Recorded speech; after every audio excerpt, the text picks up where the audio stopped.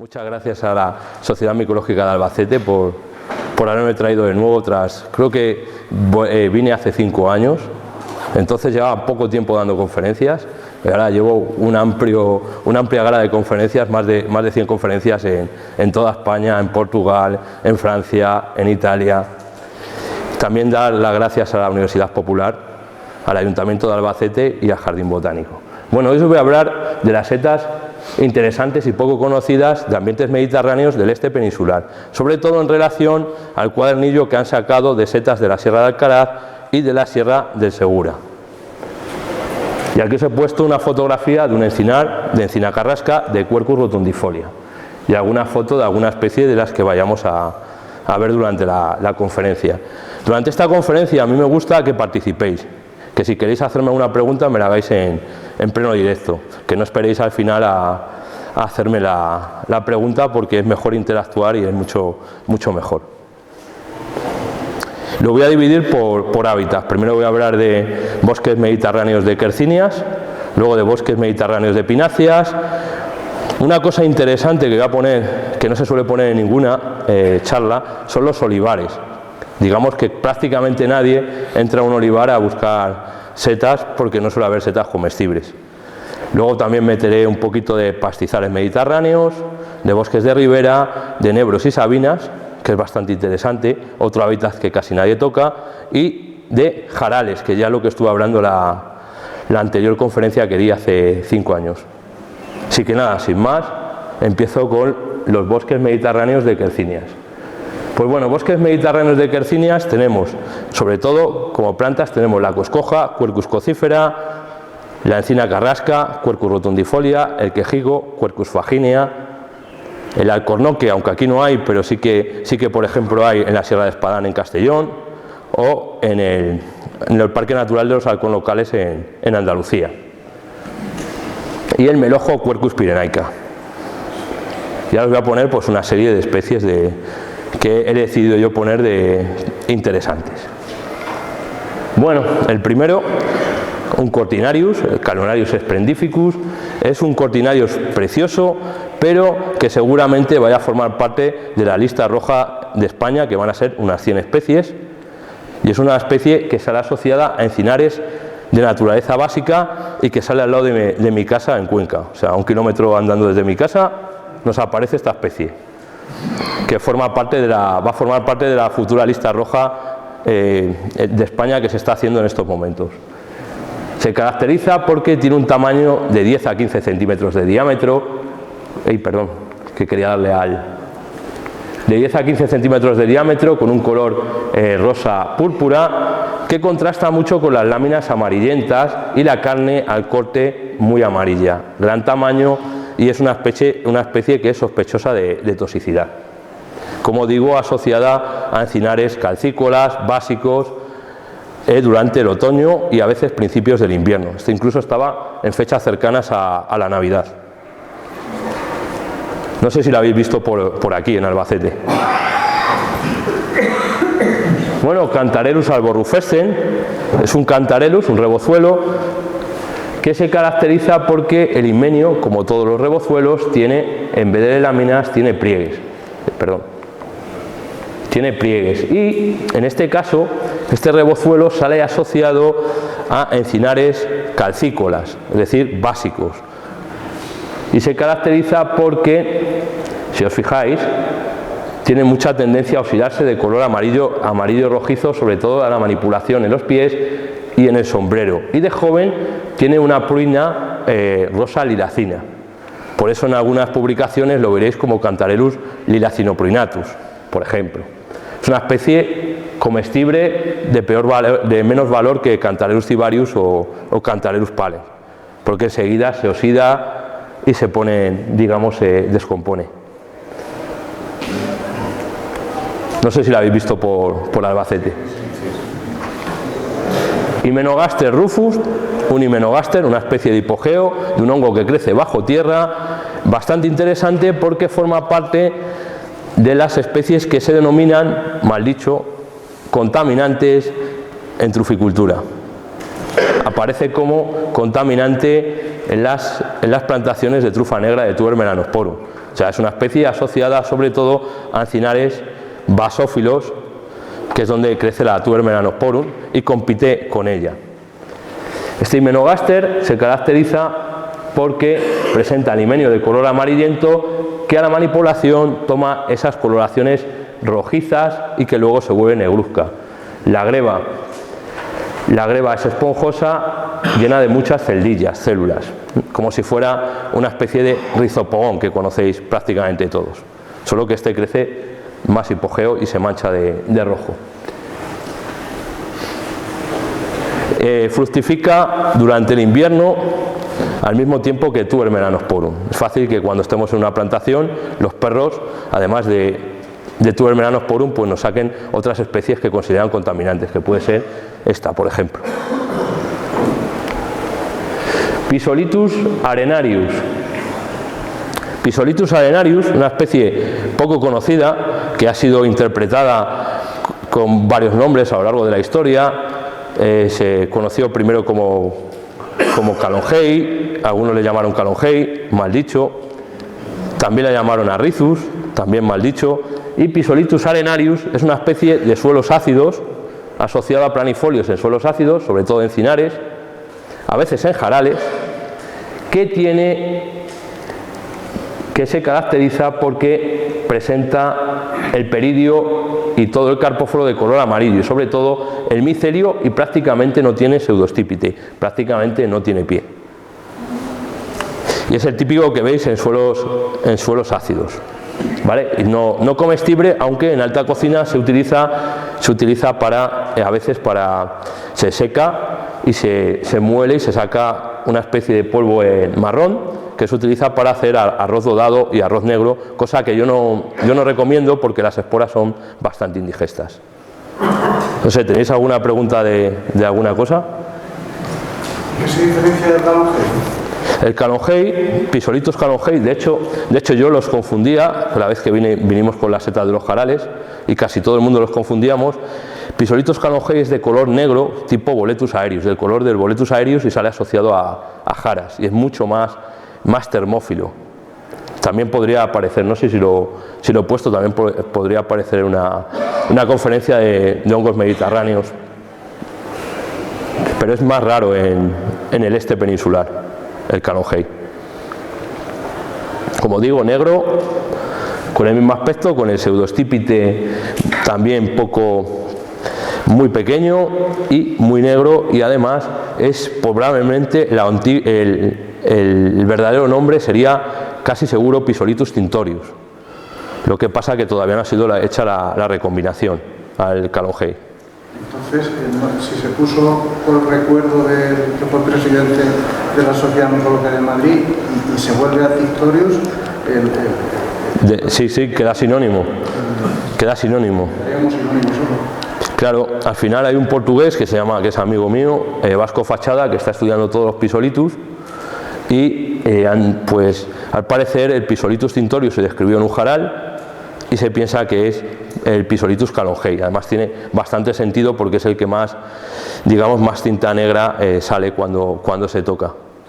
Las descripciones originales antiguamente son muy difíciles de interpretar porque son dos líneas puestas en latín, un dibujo y normalmente, como en este caso, no existe material tipo, solo existe la localidad. Sería la localidad y lo que está apareciendo allí es Pisolitus, lo que llamamos ahora Pisolitus calongei.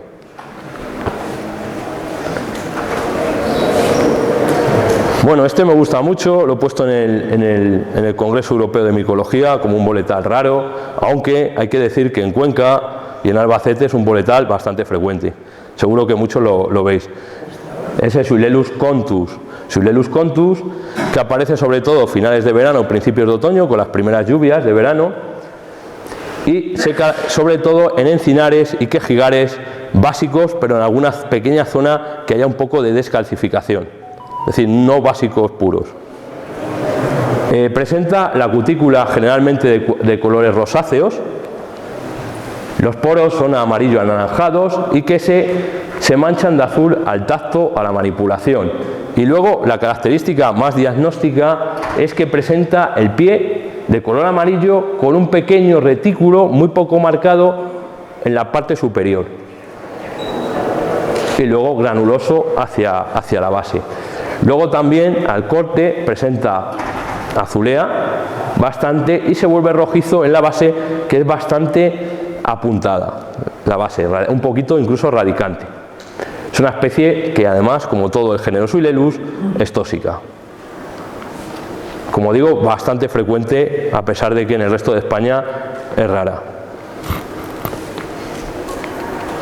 Bueno, aquí he elegido algunas especies que me parecen que pueden ser interesantes para vuestros catálogos, dada la frecuencia con que aparecen en estas zonas, como es la amanita láctea. Amanita láctea es una amanita, aunque en muchos libros pone como comestible, no se debe consumir. La amanita láctea se caracteriza porque tiene ese color entero, todo el basidioma, todo el basidioma lo tiene de color blanco lácteo y luego presenta un anillo muy fugaz. Es una manita bastante grande que tiene la arista de las láminas floconosas, tiene como flocones en la lámina y el margen un poco estriado cuando es adulto. Sale asociada sobre todo a encinares descalcificados, es decir, encinares básicos, pero con algún poco descalcificados. Y luego en suelos también ácidos. Geastrum quadrifidum, también he elegido otro geastrum que es poco frecuente en otras zonas de España, pero aquí se suele ver en encinares y quejigares básicos, que se caracteriza porque presenta esta forma de estrella y, como veis, 4 o 5 lacinias que lleva un poco de sustrato, veis que lleva aquí un poquito de sustrato arenoso. Sale sobre todo en encinares y quejigares básicos. Este me interesa mucho porque ha provocado varias intoxicaciones en el este peninsular, que es el Rubroboletus pulchrotintus, un Rubroboletus bastante frecuente en encinares y quejigares básicos, que en la mayoría de guías no lo encontraréis, y se caracteriza porque puede llegar a 10-15 centímetros de diámetro, y se caracteriza porque presenta la cutícula de color blanquecina en el centro, o sea, blanca en el centro, y se vuelve rosácea hacia el margen. Los poros son amarillos y se manchan al tacto de color azul. El pie es más o menos amarillento con un retículo rojizo. Al corte sagital, la carne azulea débilmente, la carne azulea débilmente, la carne, como veis, azulea débilmente, y este es el problema porque en ocasiones está siendo equivocada con una especie que no azulea prácticamente al corte, como es el Butyroboletus regius, el boleto real, el Boletus regius. Entonces está habiendo alguna confusión y de vez en cuando, cada 2 o 3 años, tenemos un episodio de intoxicación, que normalmente es gastrointestinal y no suele ser grave, no suele requerir muchas veces incluso ni asistencia sanitaria. Y vuestro una rúsula que me parece muy interesante, que es bastante frecuente pero pasa desapercibida, porque se parece mucho a rúsula délica o a rúsula crodoides, y es la rúsula palidospora. Es una rúsula típica de encinares y quejigares básicos, que, a diferencia de la rúsula délica o crodoides, las láminas en estado adulto son de color bastante crema, bastante amarillas. Como digo, es bastante más frecuente de lo que parece, pero suele pasar desapercibida con otras rúsulas más comunes, como son rúsula crodoides o rúsula délica, que, por ejemplo, la crodoide la podéis ver en la exposición. Bien, sería no comestible y típica también de finales de verano, principios de otoño. Pasamos a otro tipo de hábitat. ¿Queréis hacer alguna pregunta a alguno sobre las especies que he propuesto? ¿Alguno quiera? Allí hay una pregunta. ¿Has comentado que el género Suilelus son todos tóxicos? El género Suilelus sí. En libros europeos, dándole una cocción, lo consideran comestible. Es que el Uridus siempre se ha considerado comestible. Sí, pero en Europa han considerado comestibles dándole una cocción prolongada con la tapa abierta. Pero no es un método seguro para el género Suilelus, simplemente reduce bastante la toxicidad. Y al reducir la toxicidad, pues había gente que lo consumía. Así que a nosotros a nivel de España lo consideramos tóxico, pero con intoxicaciones leves de tipo gastrointestinal. Aunque también el caso que dices, el Suillelus luridus, es sospechoso de una reacción de pseudoantabús, pseudocoprínica con el alcohol, ¿vale? Que lo produce otra toxina diferente a la coprina, ¿vale? Por tanto, no se recomienda consumir ningún Suillelus. Además tienen la toxina la misma que los Rubroboletus satanás, la bolesatina, ¿vale? Aunque en menor cantidad. Es que hay que comentar que en Europa hay una serie de prácticas poco recomendables para muchas especies. En el caso de boletales, las cocciones prolongadas los que azulean. En el caso de las rúsulas que pican, les dan un montón de cocciones o las encurten, y no dejan de ser especies tóxicas que intentan bajar ellos la toxicidad de alguna manera, ya que muchas de estas toxinas son termolábiles, es decir, que se eliminan en parte en estos casos con una cocción o con una deshidratación, pero no se eliminan totalmente, por lo que hay que seguir considerándolas tóxicas. ¿Alguna pregunta más? No, que digo que aunque le quites la cutícula da igual, ¿no? En los Suillelus. Sí, lo de quitar la cutícula, esto es una buena pregunta, es para varios géneros que tienen la cutícula viscosa. Esa viscosidad lo produce una sustancia que es el mucílago, y el mucílago produce problemas gastrointestinales. Ya sé que algunas de vosotras a lo mejor las habéis utilizado en estética, pero el mucílago lo que hace es producir problemas gastrointestinales y se retiraría en el caso de la llanega negra, que está en la exposición, Hygrophorus limacinus, o la llanega blanca, que también está en la exposición, Hygrophorus griociclus, o el caso del todo el género Suillus, que también hay varios en la exposición, o incluso los famosos pie de perdiz o pata de perdiz, como es el caso de Crogonfus, el género Crogonfus, que aquí el más común es Crogonfus mediterráneos. Incluso en ocasiones Boletus edulis, sobre todo el ecotipo que sale en jaras, o en cistus, o también en otra especie de jaridia que es el alimium, también hay que quitarle un poco la cutícula, porque tiene cierto mucílago, sobre todo cuando se consume en carpaccio. Ha habido algún caso de intoxicación que no ha sido intolerancia debido al mucílago que tiene en la capa de la cutícula, ¿vale? Sobre todo, ya os digo, en el caso de carpachos. ¿Alguna pregunta más? Cuando dices que los mucílagos son tóxicos, ¿es solo de estas setas o los mucílagos en general? Sí, el mucílago, si lo consumes, es tóxico y produce problemas gastrointestinales. Pero si de hecho se usa mucho en medicina natural. O sea, en plantas así, la malva, o hay muchas plantas que tienen mucílagos y se usa como para el estreñimiento. Se utiliza justo para el estreñimiento, claro, como la sante, que es justo lo que produce. Una pregunta, es que nosotros lo consideramos tóxico porque te produce problemas gastrointestinales. ¿y lo que produce la seriaecia cuando la pones en el ojo? ¿Es eso, verdad? Sí, exactamente. Pero nosotros, las setas que producen diarreas profusas, como es el caso de las que tienen mucílago, las consideramos tóxicas.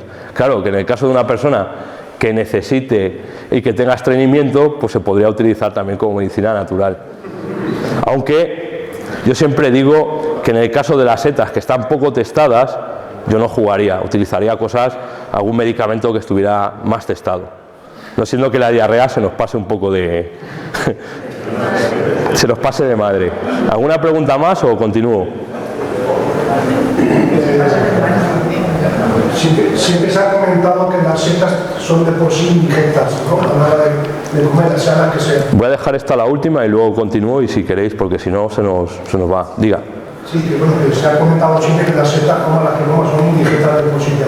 Hay algunas que llevan componentes que son tóxicos, como venenosas, las sabemos, pero a nadie le llama la atención esas que son acumuladoras de lo que serían metales pesados, que muchas veces la gente se pone a cogerlas al lado de las carreteras, en un sitio donde hay fábricas, donde hay humo y tal, y de repente las comen como que tal, ¿no? Son acumuladoras todas las setas,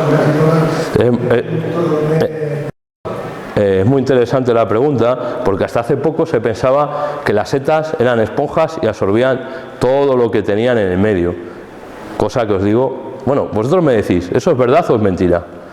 ¿Son esponjas que acumulan todo o no? Pues no, es un falso mito. Las especies de hongos, al final cada especie es bioacumuladora de un metal pesado y bioexclusora de otros metales pesados. Es decir, por mucho que esté en el medio, si es bioexclusora no va a absorber ese metal pesado. Por ejemplo, un ejemplo típico es Agaricus crocodilianus, el champiñón gigante que está en la exposición, acumula grandes cantidades de cadmio y por eso no se recomienda consumir de forma reiterada. Es decir, es consumos más o menos moderados y ocasionales. O la lepista nuda que acumula sobre todo mercurio, por ejemplo. Digo que el carpóforo, la parte de arriba, pero hielo o el micelio en tierra. Sí, al final acumula todo el basidioma, pero sí que es cierto que acumula más el micelio que el carpófaro. Pero llega hasta el basidioma. De hecho, hay unos estudios que lo podéis buscar, y acabo aquí con esto y continúo, de la Universidad de Cádiz, de Gerardo Fernández, de mi amigo Gerardo Fernández y de Estrella Espada, que están recolectando setas comestibles en diversas localidades, unas zonas contaminadas, en zonas menos contaminadas y en zonas que teóricamente no están contaminadas, y están comparando los resultados. Lo podéis buscar en internet. Son de la Universidad de Cádiz, de la UCA. Bueno, voy a continuar ahora porque si no se me hace muy larga con las preguntas y me vais haciendo luego más preguntas sobre lo que os apetezca. Pinares mediterráneos, pues tenemos el pino carrasco, aquí tenéis una foto de un de pino carrasco, de Pinus alepensis, tenéis el pino rodeno, Pinus pinaster, el pino laricio, que ahora se está denominando como especie endémica de la península, como Pinus salmani, y luego tenéis el pino piñonero, el Pinus pinea.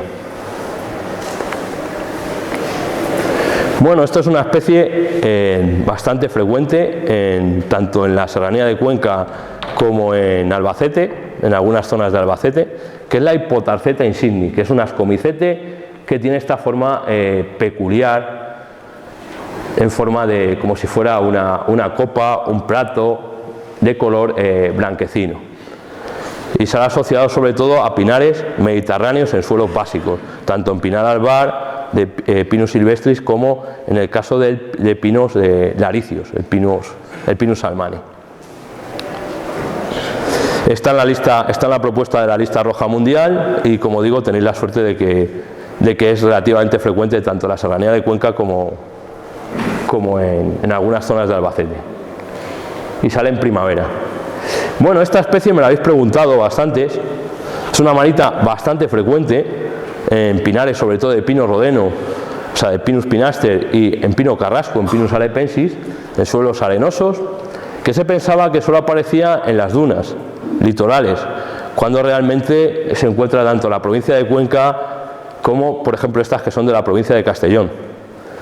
Sí, seguramente estén en la provincia de Albacete, porque es una especie que se ha equivocado mucho con Amanita mairei.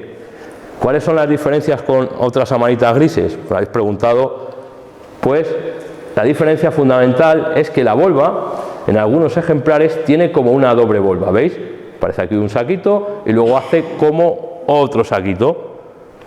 Es decir, por eso se llama supravolvata, volva encima de la volva. Hay que decir que esta característica también aparece en otras amanitas recientemente publicadas, como amanita opaca, que aparece solo en hayedos. Esta es de pino, como digo, carrasco o pino rodeno en suelos arenosos. Es la primera amanita que aparece, además, en las lluvias de verano y en otoño.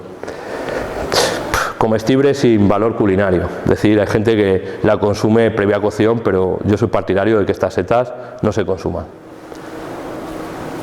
Bien. Este me parece muy interesante porque es súper frecuente también en ambiente mediterráneo, desconocido, bastante desconocido, que es el Clogonfus subfulmineus. Tenéis en la exposición el Clogonfus fulmineus, que es típico de pinares ácidos, sobre todo de pino rodeno, de Pinus pinaster, y luego tenéis el Clogonfus subfulmineus, que es típico de pinares de pino laricio, de Pinus salmani, en suelos básicos, muy parecido al Clogonfus fulmineus, pero tiene tonalidades más rosáceas púrpura en el sombrero y también sobre todo hacia la base del pie y parte del micelio, y el micelio es de color amarillo, el color de amarillo, como ocurre por ejemplo en Crogonfus mediterráneos. Esto es un pie de perdiz, era de los que decía antes que había que quitarle la cutícula en el caso de consumir, porque tenía mucílago, aunque yo no recomiendo comer el género Crogonfus, la verdad. Se pone súper violeta, os juro, al cocinarlo, y amarga un poco. Luego la carne al corte, en el corte sagital, si os fijáis, es de color amarilla y tiene una tonalidad verdosa grisácea en la base, al igual que el Crogonfus fulminius. Y es una especie de finales de verano, principios de otoño.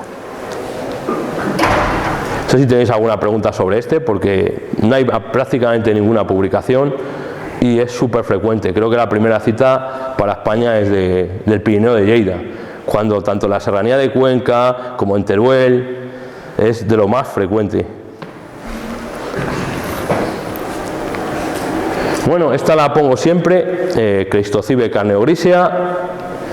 Esta la conocéis seguro que muchos de los socios de la Sociedad Micológica de Albacete, porque es una joyita que tenéis aquí en algunos puntos de Albacete. Cleistocibe carneogrisea, antes era un Hygrophorus, que se caracteriza sobre todo porque tiene esta cutícula de color marrón, con un poquito de escamas. Las láminas son decurrentes, tiene un pequeño anillo que se pierde con la edad, una zona anular, y las láminas se vuelven de color rosa, carne, con la edad. Es una especie que además aparece en la propuesta de la lista roja mundial y seguramente aparezca en la futura lista roja española dentro de las 100 especies. Es uno de los candidatos que más puede aparecer. Fructifica sobre todo en pinares de pino laricio, de Pinus salmani, en suelo básico y en pino albar. Perdone, cuando dice usted que aparece en la lista roja, ¿a qué se refiere? En la futura... No, una buena pregunta que no lo he especificado. La lista roja se refiere, es digamos un documento informativo de especies que se encuentran amenazadas o en peligro de extinción. Pero es informativo, no requiere, no lleva consigo una legislación, por desgracia, no lleva una legislación. No como ocurre en otros seres vivos como plantas o animales, que muchas listas rojas ya tienen una legislación. De momento son informativas. Y a nivel de España se está trabajando, antes había una propuesta de lista roja ibérica y ahora se está trabajando en una solo de española. Y se intenta proponer pues 100 especies. Ahí hay un grupo de micólogos que están trabajando en ella. Y una de las propuestas es esta, que yo creo que saldrá adelante porque hay muy pocas poblaciones en nuestro país. A pesar de que en Albacete, pues ya os digo, o Serranía de Cuenca es relativamente frecuente. Incluso en el Peñagolosa, en Castellón, también es relativamente frecuente.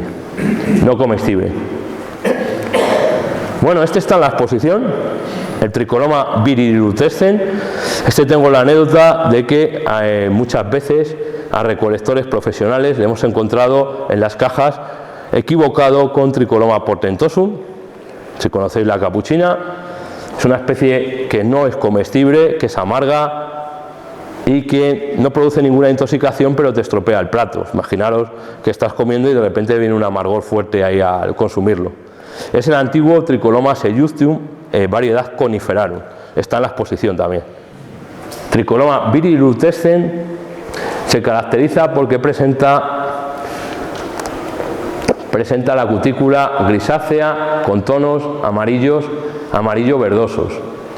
El pie también tiene tonos amarillos, sobre todo en la mitad, y un carácter diagnóstico con Tricoloma seiustium, que es de planifolios, el seiustum, es que tiene algún tono rosáceo en la base del pie.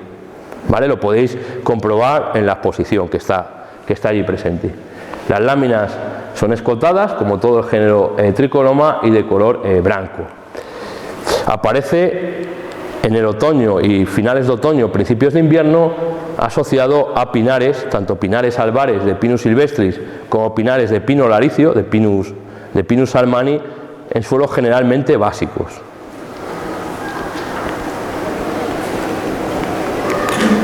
Bueno, aquí he puesto alguno más que conocéis casi todos, para que estos suenan. Por un lado, Boletosis mediterranensis.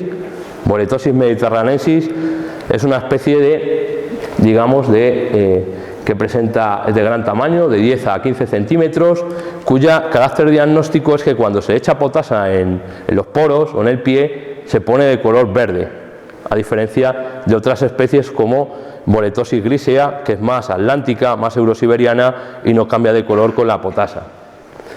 Boletosis grisea tiene poros, la cutícula es de color marrón grisácea y es una especie no comestible asociada al pino carrasco, a Pinus alepensis, al pino laricio, Pinus almani, al pino rodeno, Pinus pinaster, incluso a veces en estas zonas del este peninsular, en las zonas de pino albar, todavía llegan muchas especies mediterráneas, no como ocurre en el oeste peninsular. Es decir, los hábitats de pino albar no son tan eurosiberianos como ocurriría, por ejemplo, en las zonas del oeste peninsular, ¿vale? A pesar de que los libros os ponen que pino albar, pino silvestre es eurosiberiano, vemos con las setas que muchas especies del este peninsular, como puede ser esta, nos llegan incluso a pinares albares, en altura, a 1500 metros, por ejemplo. Me pasa también con las colmenillas. Colmenillas típicas de zonas de dunas que me llegan hasta 1500, 1600 metros en el este peninsular, cosa que no me ocurre en el oeste peninsular. Quiero decir que hay más influencia mediterránea en esta zona, en el este peninsular, en altura, que en el oeste. Bien, dicho esto, pasamos a Crogonthus mediterraneus. Bueno, es una especie la más frecuente de Crogonthus en la provincia de Albacete, en la serranía de Cuenca y en todo el este peninsular, equivocada en muchos libros con Crogonthus rutilus, y se caracteriza sobre todo con carácter diagnóstico. El carácter más diagnóstico es el micelio de color amarillo. Cogemos, extraemos enteros y vemos el color amarillo del micelio, a diferencia de otros que tienen el micelio blanco. Luego tiene muchas tonalidades amarillas en el pie, con algún tono rosáceo. Las láminas son decurrentes y grisáceas con la edad, y luego tiene tonos rosáceos, violetas en el sombrero. Aparece sobre todo a finales de verano, principios de otoño, incluso bien metido en el invierno, en pinares de pino carrasco, de Pinus alepensis, en pinares de pino laricio, Pinus almani, incluso a veces en algunos pinares de pino rodeno, aunque es más raro ya en pino rodeno, en Pinus pinaster, en suelos básicos. Lactarius pseudo excloviculatus. Bueno, esto es una joyita que tenéis aquí también, el Lactarius pseudo excloviculatus, que aparece sobre todo en pinares de pino rodeno, arenosos, en suelos ácidos. Es un Lactarius que puede llegar a incluso 10-15 centímetros de diámetro, muy grande, de color amarillo, que presenta esclovículos, presenta unas fosetas de color amarillo en el pie, ahí no se ve la foto, que me he ido para atrás. Presenta unas fosetas y el látex amarillo que se vuelve un poco verdoso con la edad. Es una especie que no es comestible, pero es una de las grandes joyas que tenéis en el este peninsular. Bueno, otro que me habéis preguntado hoy, me han preguntado hoy durante la exposición, es un Serocomelus de lo más frecuente, tanto seguramente aquí en Albacete como en la serranía de Cuenca, que ha sido confundido con muchísimas otras especies, que es el Serocomelus redewilgi. Serocomelus redewilgi se caracteriza porque presenta la cutícula, veis, de color roja, a veces se decolora, poros amarillos que se vuelven azules al tacto, el pie blanco amarillento y sobre todo al corte azulea un poco, tiene tonos rojizos hacia la base al corte. Común en pino carrasco, en pino piñonero también, incluso en pino rodeno, en pino laricio, pero siempre que haya algo de suelos básicos, ¿vale? Incluso también en encinares y quejigares básicos. Bueno, pasamos ¿tenéis alguna pregunta? Porque luego voy a pasar a los olivares, que me interesa que estudiéis un poco los olivares, que no los mira nadie. Decidme. Mira, yo soy un ignorante. Cuando dices que es muy interesante o que es una joya... Con una joya me refiero que es una especie que es bastante endémica de esta zona, es decir, que no lo podemos encontrar en el oeste peninsular, por ejemplo. Es a lo que me refiero, que es la suerte que se tiene de encontrarla, porque ya os digo, por ejemplo, el Actarius que digo, Pseudoscloviculatus, es que fuera de Castellón, Teruel, Cuenca y Albacete es bastante complicado, y Jaén es bastante ya complicado encontrar esta especie. A eso es lo que me refiero. ¿Alguna pregunta más? Y paso a los olivares. Bueno, pongo los olivares porque, claro, mi madre era de un pueblo de Jaén, de la Sierra de Segura. Me ha gustado que hagáis el libro de las setas de Segura y de Alcaraz. Si mi madre viviera, seguro que le encantaría. Y he puesto, en honor a ella, he puesto los olivares, que no los estudia nadie. Hay gente también del pueblo de mi madre por ahí, que también va por ellos. Y nada. ¿Qué pueblo? Don Sares, que pertenece a Villarrodrigo. A Villarrodrigo. El de Torres, mira, de Torres de la Machez también hay otro. Pues nada, el olivo, Olea europea, o el acebuche, Olea europea, variedad silvestris. Como sabéis, hay bastantes zonas cultivadas, sobre todo hacia la Sierra de Segura, ya cercana a Andalucía, y prácticamente nadie mira.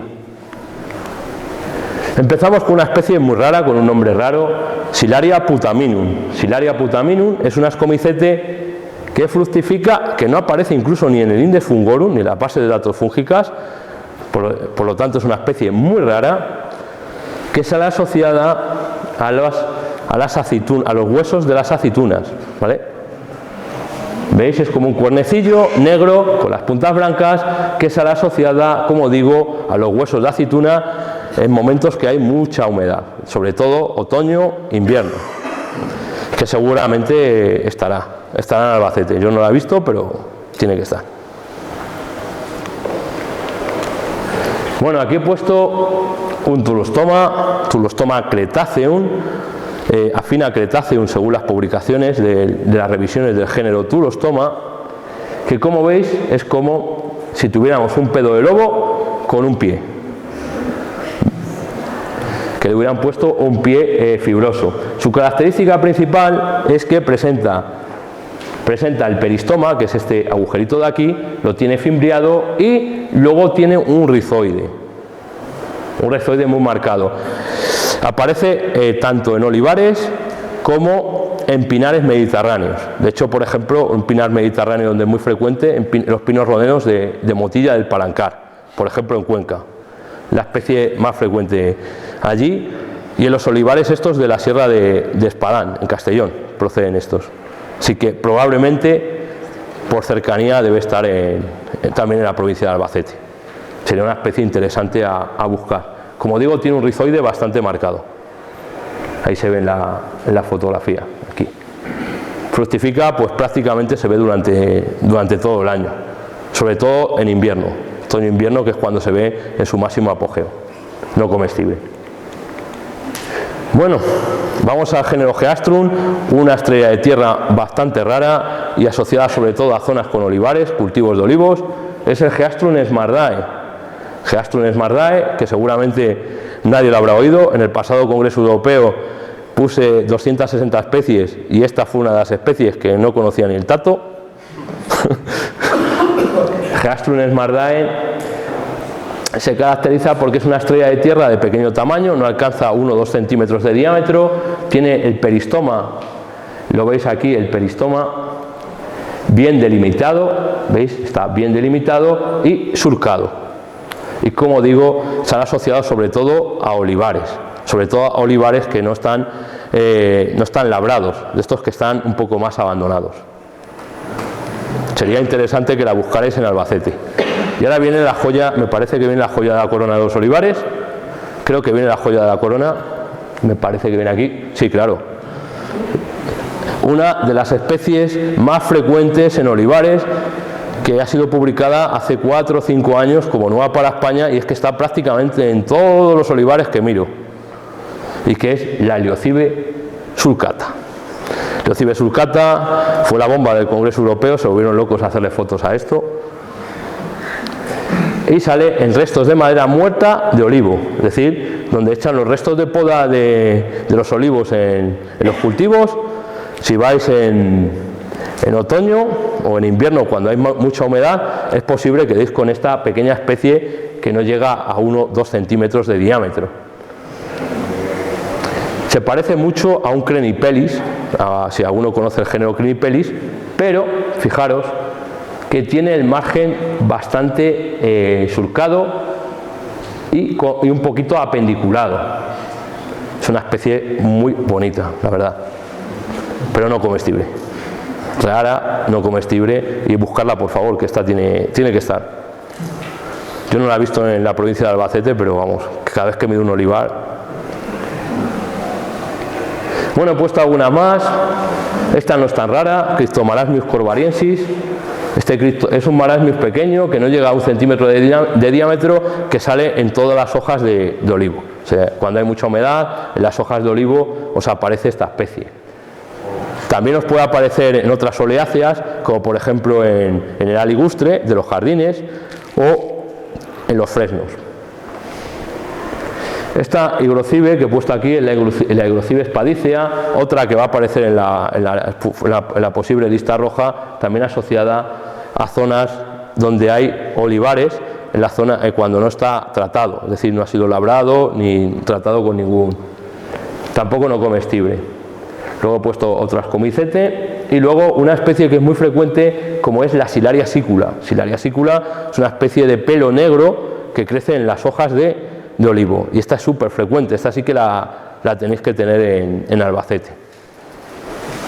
Bien, ¿tenéis alguna pregunta? Quería hablar simplemente de un hábitat que nadie o prácticamente nadie mira.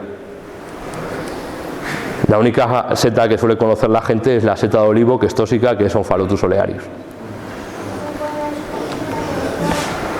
Perdona, dime. Liocibe sulcata, he leído por ahí que sale también en la madera, en los pósters de las vallas, de las cercas, en madera de otro que no sean olivos también puede salir.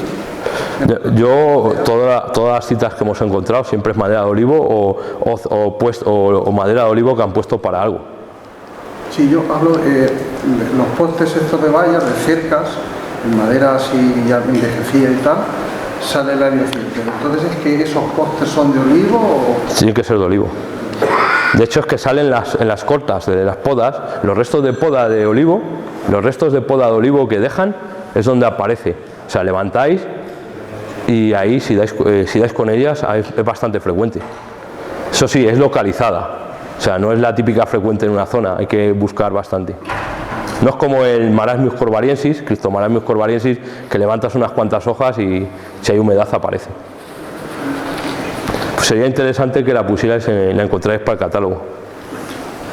Bosques de ribera, sobre todo ya sabéis que son zonas que están muy alteradas por la acción humana, hay muchos árboles de repoblación, sobre todo vamos a hablar hay álamos, el álamo blanco, Populus alba, el álamo negro, Populus nigra, los fresnos, Frasinus angustifolia, el olmo, Ulmus nigra. Bien, y he puesto una especie que me parece muy interesante, sobre todo esta, la Caria purpurovaria.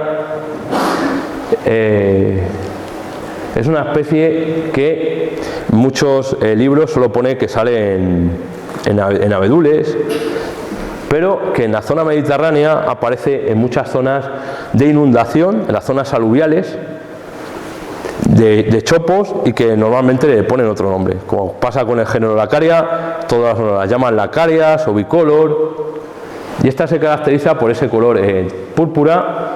Las láminas son blancas, que se vuelven también de colores rosáceos, y ese pie rosáceo y un tamaño bastante grande para una lacaria. Puede alcanzar los 7-8 centímetros de diámetro. Como digo, asociada a zonas aluviales en algunas zonas mediterráneas, un poco rara.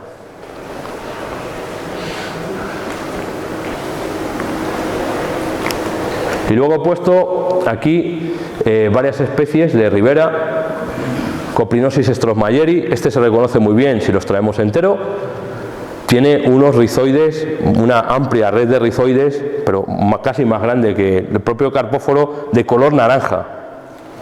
¿Vale? Es como si fuera un Coprinosis atramentaria, pero, como digo, tiene rizoides de color naranja, asociados siempre a restos de madera de Populus, sobre todo del álamo híbrido, de Populus X canadensis. Meotomyces dissimulans, que es una especie asociada fundamentalmente durante el invierno, no comestible. Es la Foliota populnea. Foliota populnea, que es muy frecuente en troncos caídos de álamos, en la zona del este peninsular. Es una especie que hace una función muy interesante desde el punto de vista ecológico, que es el destoconado biológico. Destoconado biológico, ¿sabéis lo que es? Nadie sabe lo que es un destoconado biológico. Efectivamente, lo que hace es degradar los tocones de los chopos, los degrada para luego transformarlo esa materia orgánica para que pueda ser asimilada con el paso del tiempo por otros seres vivos, normalmente plantas. Sería una forma, utilizando por ejemplo esta Foliota populnea o Pleurotus ostreatus, que también hace el destoconado biológico, de no estar metiendo esas máquinas pesadas que se utilizan actualmente para picar. El único problema es que de forma biológica el destoconado se tardan muchos años, de 15, 20, incluso 30 años, y la máquina te lo hace en un momento. Pero el aprovechamiento luego por parte de otros seres vivos es mejor cuando ha habido un destoconado biológico. Bueno, una especie comestible muy interesante es el Pleurotus drinus. Pleurotus drinus es un Pleurotus que en ocasiones está cubierto, si lo veis aquí, por un velo que cubre las láminas. Es decir, es el único Pleurotus europeo que se conoce, que aquí lo tuve que romper para que se vieran las láminas, un velo que le cubre entero toda la lámina en estado juvenil. Como el resto de Pleurotus, como una seta de cardo, presenta las láminas que continúan por el pie, son decurrentes. Una especie comestible cuando es joven y que será asociada frecuentemente a restos de madera de Populus, aunque también aparece en restos de madera de diferentes quercinias.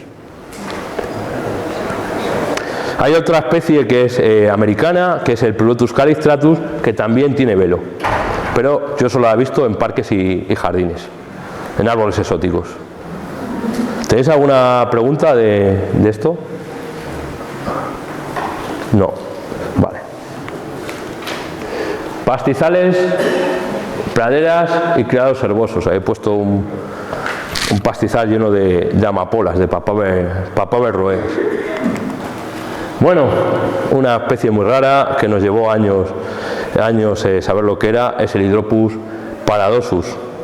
Hydropus paradosus, que aparece en pastizales mediterráneos muy xerófilos. De hecho, le dieron una variedad a esta especie que fue la variedad Xerophilus, porque aparecía en zonas xerófilas, pero al secuenciarla yo con Manuel Villarreal, el experto en micenas, que está haciendo una tesis espectacular del género micena, y ha publicado ya más de 10 especies del género y va a seguir publicando nuevas especies para la ciencia, pues descubrimos que era igual que otros que estaban publicados más al norte de Europa. Y aparece, como digo, en pastizales xerófitos mediterráneos. Y debe ser bastante frecuente en suelos básicos durante el invierno.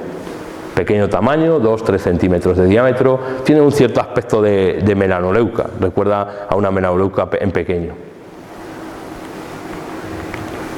Bueno, he puesto alguno más, Coprinus arenarius, parecido a Coprinus comatus, pero con un rizoide largo y leñoso. En teoría no es comestible, pero seguramente alguien lo haya consumido equivocado. Coprinus pinetorum, que es otra especie frecuente en pinares de pino carrasco, sobre todo, el Pinus alepensis, en suelo básico, y que es como un Coprinus comatus, también en pequeño, que es muy peluchoso, tiene bastante peluchoso, pero bastante más pequeño. Y siempre pongo esta en mis charlas, que es una joya que tenéis también, otra joyita que decía aquí el amigo, es la Flocularia luteoviren. Tengo que comentar que antes de hacer la charla, de preparar la charla, no sabía lo que me iba a pasar este fin de semana. Este fin de semana estuve haciendo las jornadas de Monterde en Zaragoza, pueblo que está al lado del Monasterio de Piedra, y cada vez que daba un paso me encontraba esta especie tan rara. O sea, era la mina de la Flocularia lutoviren, que probablemente, además de estar en la lista roja mundial, aparecerá también la propuesta nueva de la futura lista roja de España. Es una especie que es frecuente en el sistema, bueno, en esta zona, en el este mediterráneo, sobre todo en Cuenca, en algunas zonas de Cuenca, Teruel, Zaragoza, incluso Huesca, y hay alguna cita ya más aislada en la provincia de Albacete. Cuando la vemos por primera vez nos recuerda a lo que nos dice Google Lens, porque yo le puse Google Lens a ver qué nos decía y pensaba que era una manita Vitadini. O sea, nos recuerda a una manita, ¿vale? Para que veáis que no utilicéis aplicaciones de móviles porque se equivocan. Pero parece una manita, pero se tiene unos tonos amarillentos tanto en la cutícula como en el pie, y muy escamoso tanto en cutícula como en pie. Y he puesto aquí una especie bastante interesante que siempre la pongo en mis charlas, que es la Poronia erici. Poronia erici, todo el mundo conoce, los que estén metidos en micología, la Poronia puntata, de los excrementos de caballo. Pues hay una que es muy mediterránea, que es la Poronia erici, que sale en excrementos de un animal que es bastante frecuente en la zona mediterránea, como es el conejo. Los excrementos de conejo, que en ocasiones se extiende a otros excrementos que haya en la zona. A veces, cuando hay mucho conejo cerca, os puede aparecer un excremento de oveja o de otro animal, pero siempre tiene que haber el denominador común es que haya conejos. Poronia erici. Es de menor tamaño y tiene menos puntos, tiene menos peritecios que la Poronia puntata. En Cuenca es relativamente frecuente, en Teruel es relativamente frecuente, en Castellón es relativamente frecuente y en Albacete, si la buscamos, me da que será relativamente frecuente también. Si la buscamos, claro. Empezamos a buscar donde haya conejos. No digo nada. Bueno, vamos a enhebrales y sabinares. A mí este es un tema que nadie busca. Es increíble la cantidad de especies que han publicado, sobre todo en Guadalajara, nuevas para la ciencia, en enebros y sabinas, y aquí en Albacete pues no se ha hecho nada, y en la serranía de Cuenca pues tampoco se han buscado setas en los enebrales y en los sabinares. Tenemos sobre todo el osicedro, Juniperus osicedrus, la sabina albar, Juniperus turífera, y la sabina mora o sabina negra, Juniperus phoenicia. Bien, son zonas que está poco buscadas las setas. Y bueno, tenía que poner una colmenilla, señores, tenía que poner una colmenilla. Pues claro, dicen que soy experto en colmenillas y entonces tenía que poner una. Y he elegido Morquela disparilis. Morquela disparilis es curioso porque sale asociada, la primera cita nacional fue de un chico, un tal Jesús Muñoz, que contactó conmigo de Yeste. O sea, la primera cita nacional es de Albacete, de esta especie relativamente rara. Y apareció en Madroño, pero es que es una especie que es relativamente frecuente en el sistema ibérico meridional, en las sabinas, tanto en Juniperus phoenicia como en Juniperus turífera. También se había citado, y esto no se conocía, esto es un dato nuevo en España, ya que las publicaciones solo lo hablaban de cipreses, que no deja de ser otra cupersácea. ¿Por qué se caracteriza? Porque presenta pequeño tamaño, forma cónica y presenta una valécula, que el curioso del caso es que presenta una valécula muy profunda, que puede llegar incluso a 1 centímetro de profundidad. O sea, bastante grande. En algunos libros la confundieron con la Morquela semilibera.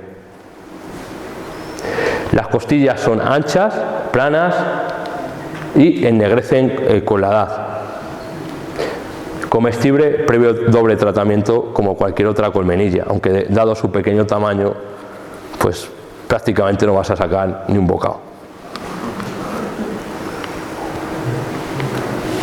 Bueno, una micena que se publicó durante la pandemia, nueva para la ciencia, es la micena Juniperifoliae, que es una de las especies más frecuentes en Cuenca.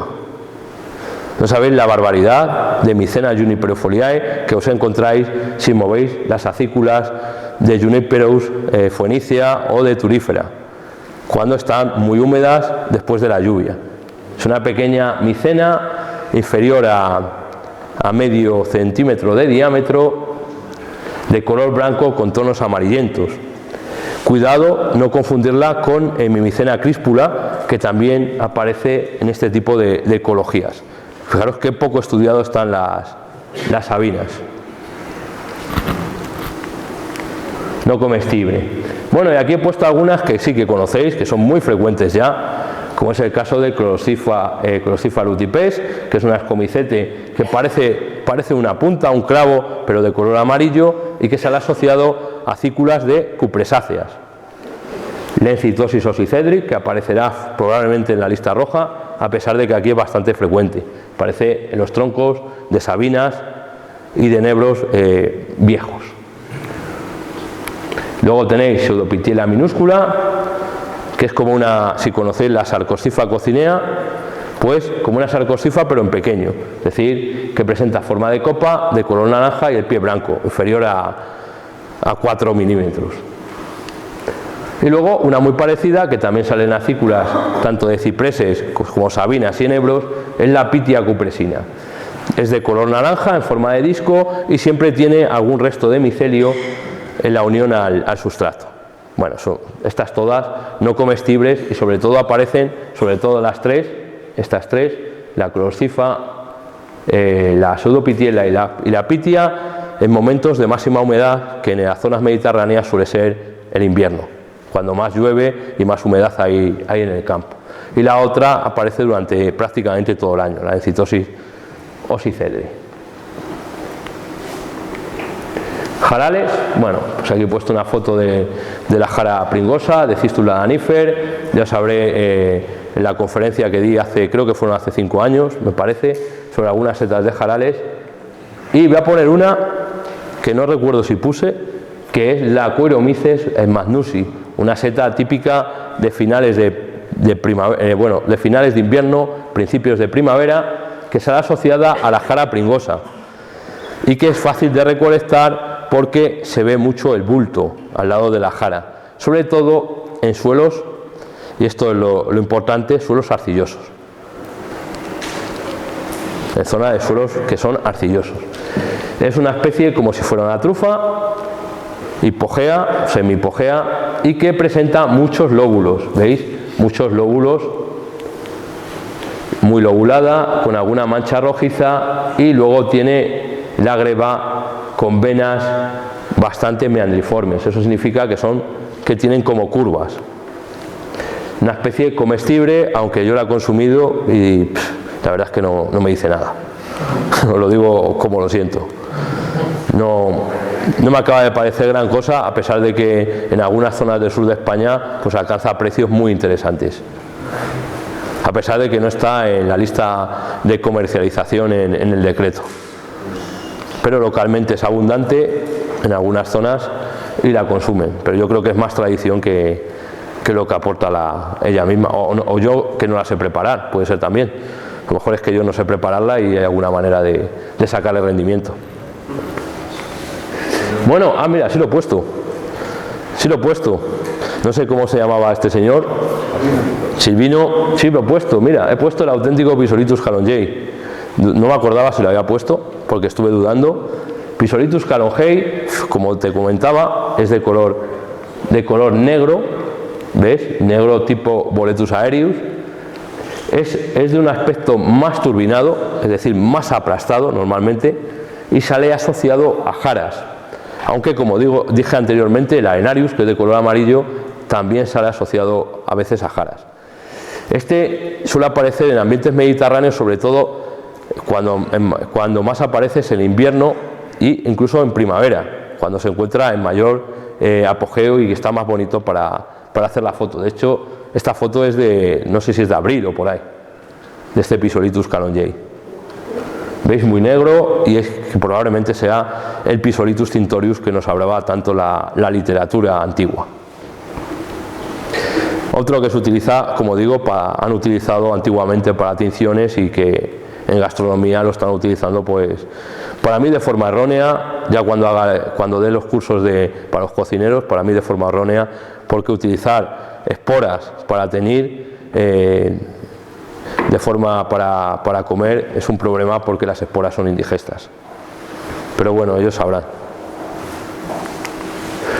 Más especies interesantes de jara. En Cuenca, por ejemplo, cada vez que levanto un trozo de jara en invierno, me aparece la Nopecicia aurelia, esta preciosidad, que tiene forma de disco y tiene unos pelitos rojos en el margen, no comestible. De cónica acróbula, bastante frecuente en restos de madera de jaras, tampoco no comestible. Y este Gymnopus, que es súper frecuente, tanto en jaras como no jaras, que nunca lo veo expuesto en ninguna exposición, o sea, en la zona mediterránea, y es de lo más frecuente, es el Gymnopus inusitatus. Tal cual es que en el Congreso Europeo ni el Tato lo conocía, cuando estaba lleno todo Castellón de esta misma especie. Gymnopus inusitatus es de color rojizo, el pie lo tiene rojo, y hay que comentar de que es muy común, sobre todo finales de otoño, principios de invierno, en cualquier pinar, de Pinus alepensis, de pino carrasco, en jarales, a veces en pino rodeno. O sea, muy frecuente.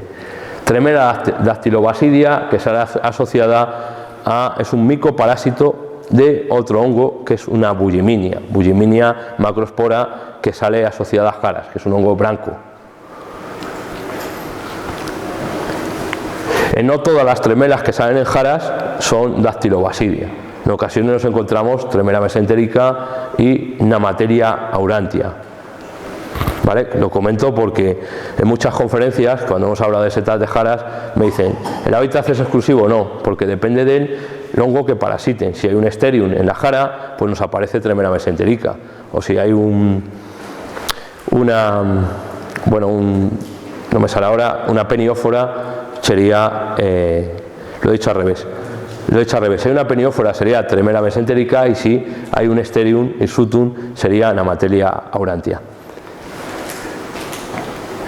Bueno, y ya he acabado. ¿Tenéis alguna pregunta? He puesto aquí mis libros, por si alguno quiere. Tengo uno con cesta y setas, y luego otro con la editorial Oberón, que es el grupo editorial Anaya, y vamos a sacar otro libro, pues yo creo que en primavera, de cocina con setas, muy divulgativo. ¿Tenéis alguna pregunta de alguna cosa? A ver. Me ha llamado la atención que como la charla de hoy era de forma comentado, de setas interesantes y demás, que no hayas puesto una de las setas más bonitas para fotografiarlas, no para comerlas, que sudan un látex amarillo rojo, que es el Rhodotus palmatus, que aquí ya no hace la tenemos. Sí, es verdad. Esa la podía haber puesto, la Rhodotus palmatus. Yo creo que es bastante frecuente de todas maneras, pero la debería haber puesto. Rhodotus palmatus, una especie que sale asociada sobre todo a los olmos, es decir, donde hay un olmo cortado o restos de madera de olmo, es relativamente frecuente el Rhodotus palmatus, una especie también que probablemente aparezca en alguna lista roja. No creo que aparezca en la de España, porque es más frecuente de lo que parece, pero en alguna lista roja europea aparecerá Rhodotus, sobre todo las del norte de Europa. Gracias. ¿Alguna cosa más? ¿Queréis? Dime. ¿Será Silocibe hispánica en el sureste peninsular? Silocibe hispánica. Cada uno va con su tema. Yo no la he visto nunca, la Silocibe hispánica en zona mediterránea. Curiosidad. Yo tampoco.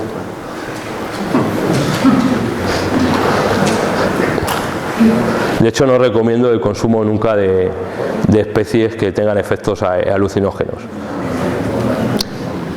Yo no lo recomiendo, y lo digo públicamente, y si alguien quiere saber los efectos, siempre digo que en el hospital hay una zona de psiquiatría, y que pregunten qué han tomado de jóvenes esa gente. En muchos casos van a ser setas, en algún caso será porros y en otros será cocaína, ¿vale? Decir que se considera por el Estado español como una droga dura las setas alucinógenas a nivel de la cocaína.